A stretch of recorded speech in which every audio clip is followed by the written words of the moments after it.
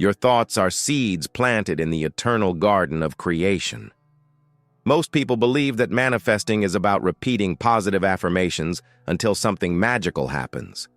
They are completely wrong.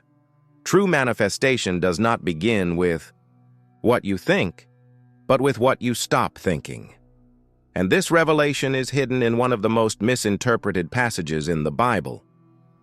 Have you ever noticed how certain people seem to live in a constant state of blessing? No matter what happens around them, they always find an open door, an unexpected opportunity, a solution that comes out of nowhere. Meanwhile, others struggle tirelessly, do everything right according to self-help books, visualize, affirm, pray fervently, but remain trapped in the same cycle of frustration and scarcity. The difference is not in the effort. It's in a spiritual secret that has been deliberately obscured over the centuries, a formula that connects ancient biblical wisdom with what we now call the law of attraction, but in a way you never imagined. Get ready to find out why Jesus said, "It would be easier for a camel to go through the eye of a needle than for a rich man to enter the kingdom of heaven." This was not a condemnation of prosperity, but a revelation about the state of mind necessary to truly manifest. And when you understand that, everything will change. But before we dive into this transformation, leave your like on this video and subscribe to the channel, activating the bell. This simple action creates a vibration of receptivity in your subconscious mind, preparing it to fully absorb what is to come. Thousands of people have already transformed their realities with this ancestral knowledge, and their turn has come. The Bible is not just a book of moral stories. It is a manual of manifestation, encoded in parables and teachings that were purposely veiled to protect this wisdom from those who were not ready. When Jesus spoke in parables, it was not to confuse, but to reveal profound truths only to those with eyes to see and ears to hear. There's a reason he said in Mark 11:24 that, "Whatever you ask in prayer, believe that you have received it, and it shall be." Notice the order of the words. Believe that you have already received. They will not receive or may receive, but have already received. This reveals the first principle of the spiritual formula that turns thoughts into blessings. But here's where most people stumble. They try to force belief, repeating affirmations until they are hoarse, visualizing until their eyes hurt, but they continue to carry an inner vibration of lack. It's like trying to fill a leaky bucket. No matter how much water you pour, it always leaks. The problem is not in what you are doing, but in what you are not failing to do. Your mind has been conditioned since childhood to operate in frequencies of scarcity, fear, and limitation. These frequencies are like radio stations that constantly transmit signals of lack to the universe. And the universe, being the perfect mirror that it is, reflects exactly what you are transmitting. Jesus knew this when he said in Matthew 6:26 to watch the birds of the air, which do not sow or reap, but are fed by the Heavenly Father. He wasn't talking about laziness or passivity. It was revealing a state of consciousness where the anxiety for provision is completely dissolved, creating space for abundance to flow naturally. This is the state that the ancients called dying to self. Not a physical death, but the death of the limited personality that identifies with lack, fear, and separation. When this false identity dies, what remains is your true divine nature, which is naturally aligned with the infinite abundance of the universe. But how to reach this state? How to dissolve decades of mental conditioning in a society that teaches us from a young age that we need to fight, compete, and worry constantly to survive? The answer lies in understanding a principle that few have discovered: the difference between wishing and allowing. When you desire something, you are automatically stating that you don't have it. The very act of desiring creates a vibration of lack that repels what you want most. That's why the people who want money the most often remain poor, and those who want love the most remain alone. Allowing, on the other hand, is a state of total receptivity. It's like opening the windows of your house so that fresh air can naturally enter. You don't need to suck the air in, just create the conditions for it to flow. In the same way, when you allow blessings to flow, they come effortlessly, as a natural consequence of your inner state. But there is an even deeper revelation waiting for you, one that will completely revolutionize your understanding of manifestation and spirituality. A discovery that connects Jesus' most secret teachings with the quantum principles of reality, revealing why his thoughts literally create his physical experience. This deeper revelation is hidden in the word that Jesus used the most, but which has been completely mistranslated over the centuries. When he said kingdom of heaven, he was not referring to a distant place where we go after death. The original word basal means state of consciousness or dimension of experience. Jesus was revealing that there is a dimension of reality where all your needs are already met, where every thought aligned with love manifests instantly. But here's the secret that will change everything for you. This dimension isn't somewhere out there. It is happening right now, parallel to your current experience. It is as if there are multiple radio stations broadcasting simultaneously, and your consciousness is the tuner that chooses which frequency to pick up. Quantum science has confirmed what mystics have always known. The observer affects the observed. Your thoughts don't just interpret reality, they literally create it.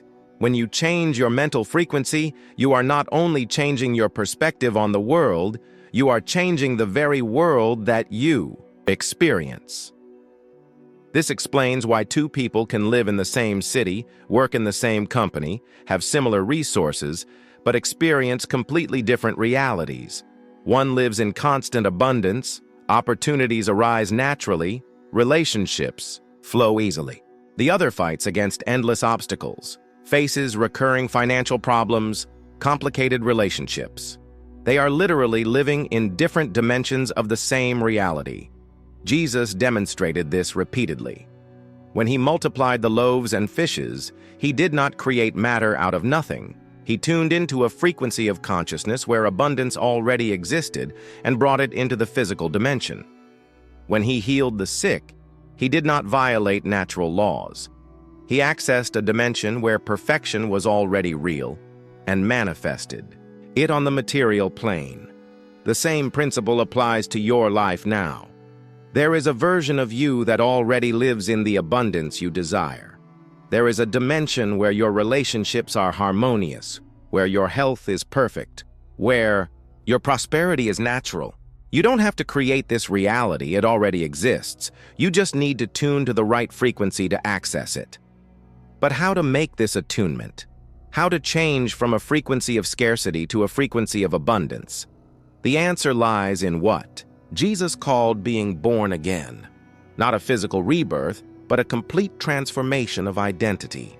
You need to stop identifying with the limited person who struggles and start recognizing yourself as the divine expression that you truly are. This happens through a process that few truly understand. First, you need to recognize that your current thoughts are not your own. They are programming inherited from past generations, social conditioning, limiting beliefs absorbed unconsciously. The person you think you are is just a collection of repetitive mental patterns. When you realize this deeply, something extraordinary happens. You begin to disidentify yourself from these patterns. It's like waking up from a dream and realizing that you weren't really the character you were dreaming of being. This disidentification creates space for their true nature to emerge. Its true nature is pure abundance. Not abundance of things, but abundance of being. You are a unique and infinite expression of the creator consciousness of the universe. When you recognize yourself like this, your thoughts automatically align with frequencies of abundance, love, and creativity. But there is a subtle obstacle that prevents most people from making this transition completely. They try to use their limited mind to transcend their limitations.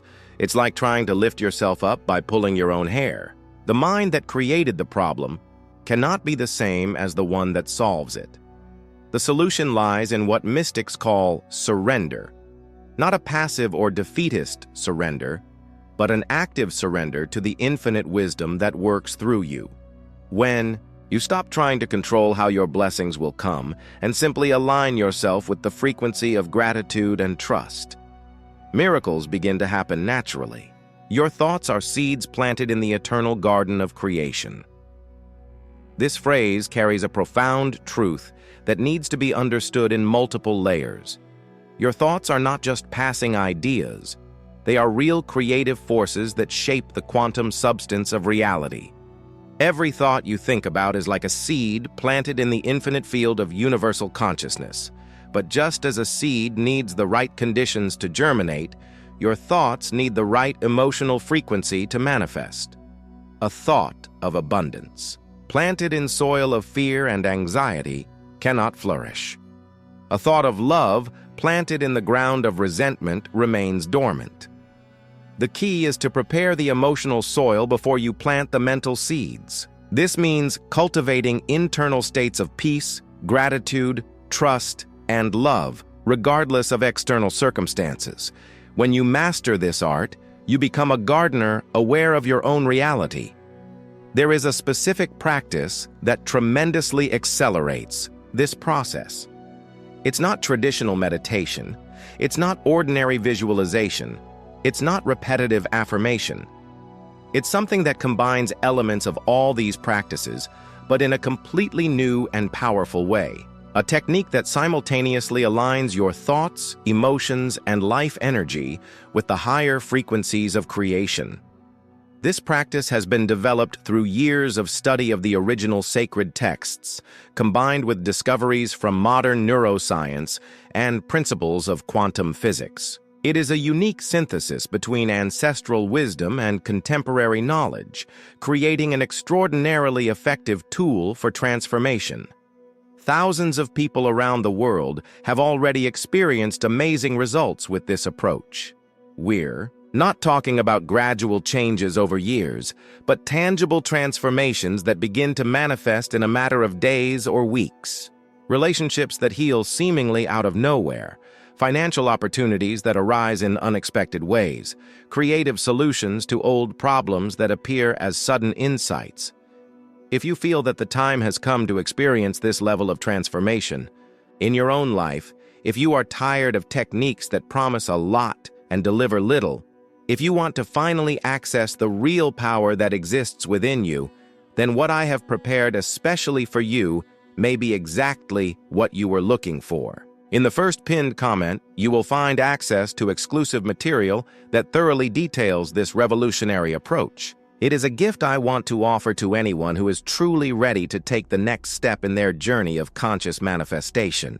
But before looking for any external technique, it is essential to understand that true transformation always happens from the inside out.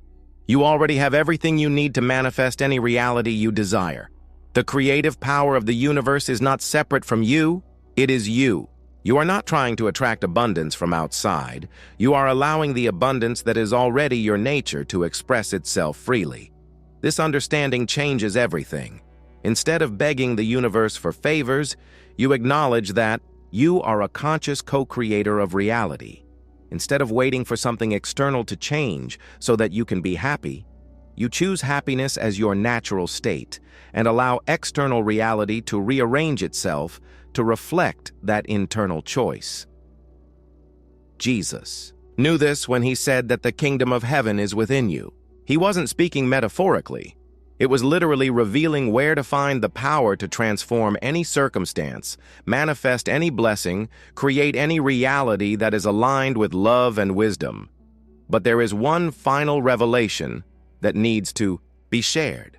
Something that will connect all of these dots in a way that will forever transform your understanding of who you really are and what your true power is. This final revelation is the most transformative of all, and it is hidden within the very fabric of reality. You are not a human being trying to have spiritual experiences. You are a spiritual being having a temporary human experience. This isn't just a pretty self-help phrase, it's the literal truth about your nature. When Jesus said, "You are God's." In John 10:34, quoting Psalm 82, he was revealing his true identity. You are not a creature separate from God trying to connect with the divine. You are a unique, individualized expression of your own divine consciousness. The same intelligence that moves the stars, that makes the heartbeat, that coordinates trillions of cells in your body, is the same intelligence that thinks through your mind right now.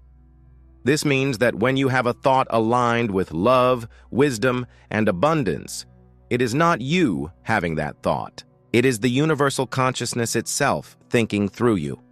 And when the universal consciousness thinks something, it automatically becomes reality, because there is no separation between the thinker and the creation.